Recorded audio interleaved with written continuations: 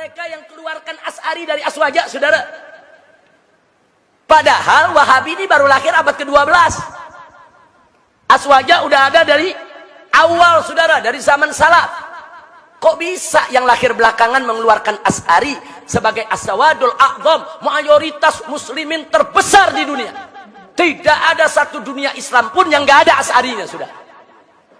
Kok bisa-bisanya mereka keluarkan dari Aswaja? Nah, ini gara-gara sikap ulama Wahabi seperti ini, sengaja atau tidak sengaja, ini menularkan kepada Wahabi yang ada di Indonesia. Mari kita lihat. Saudara, Wahabi Indonesia menghujat Asy'ari. Satu, saudara, saya tuliskan namanya Yazid Jawaz. Dalam buku berjudul Mulia dengan Manhaj Salaf, bab 13 halaman 519 sampai 521, dia menyatakan Asy'ari adalah firqah sesat dan menyesatkan. Saya tidak fitnah, ada bukunya, dijual, dibaca orang, saudara. Baik, yang kedua kita masukkan lagi, saudara, Abdul Hakim Abdad. Saudara, dalam buku Risalah Bid'ah bab 19 halaman 295 mengatakan Asy'ari adalah firqah bid'ah. Berani betul dia membid'ahkan kaum Asy'ari, saudara. Asy'ari ini mayoritas terbesar di dunia, saudara. Baik, yang ketiga kita lihat, saudara, yaitu Hartono Ahmad Jaiz. Dalam buku Bila Kiai Dipertuhankan halaman 165 sampai 166, dia mengatakan Asy'ari bukan ahlus sunnah yang dibawa imam yang 4. Dia tulis ada dalam bukunya. Saya tanya, ini hujatan bukan buat Asy'ari? Hujatan.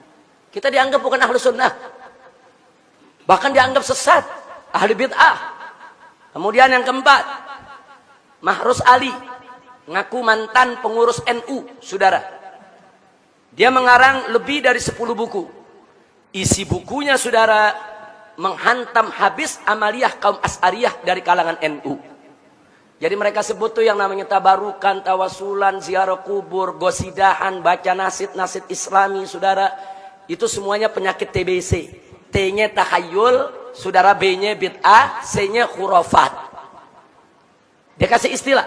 Jadi Asy'ari ini di Indonesia ini sudah mengidap penyakit TBC. Penyakit TBC itu penyakit takhayul, penyakit bid'ah, dan penyakit khurafat. Ada dalam bukunya. Saya beli bukunya, saudara. Ada 11 buku yang saya beli, karangan dia. Saya baca semua. Cuman jangan saya baca nanti saya dituduh Wahabi, ya. Baca aja kan boleh untuk mempelajari.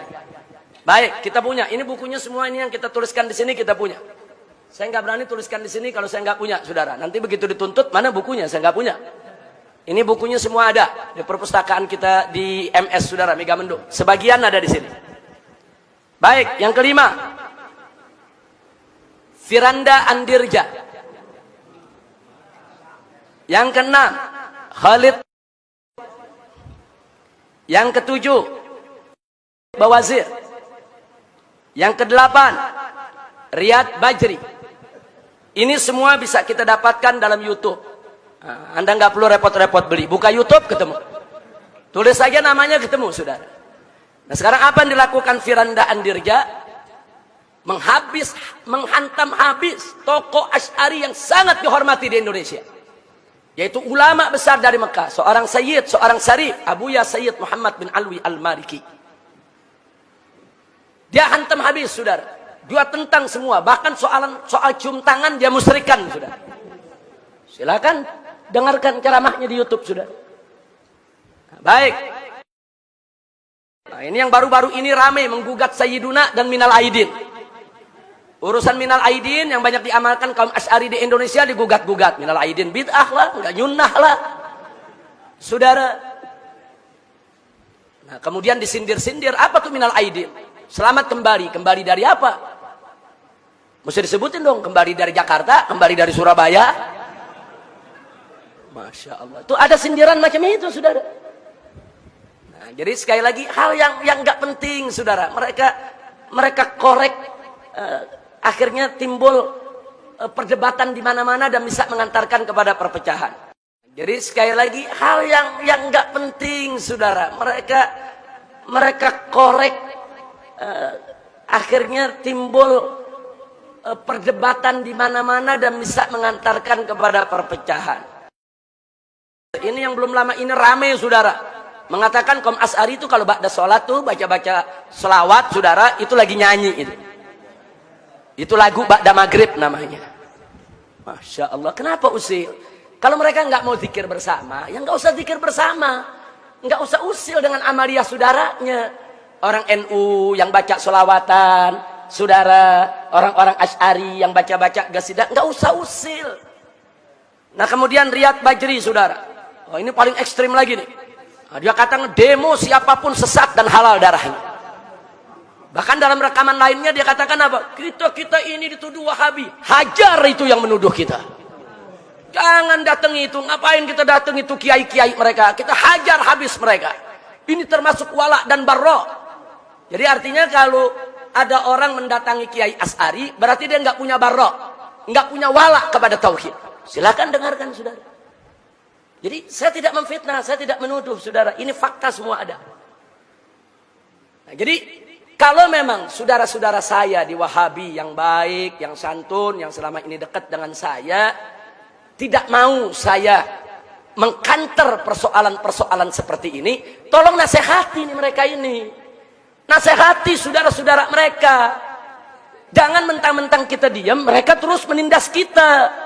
Jangan, bukan mereka aja yang hafal Quran, bukan mereka aja yang hafal hadis, bukan mereka saja yang tahu tafsir, bukan. Ahlus sunnah wal jamaah, ini gudang ulama, gudang ahli tafsir, gudang ahli hadis, gudang ahli usul, gudang ahli akidah. Mau yang mana ahlinya? Kita sediakan, saudara. Jangan. Jadi kalau nggak mau buat kita marah, tolong mereka ini direda. Suruh jangan bikin pernyataan yang mecah belah umat. Saya mau tanya, saudara, ini kalau pernyataan begini lama-lama Asy'ari tersinggung tidak? Lama-lama marah tidak? Kalau marah bisa jadi konflik tidak? Saya mau tanya, kalau begini caranya lama-lama Wahabi bisa diganyang tidak?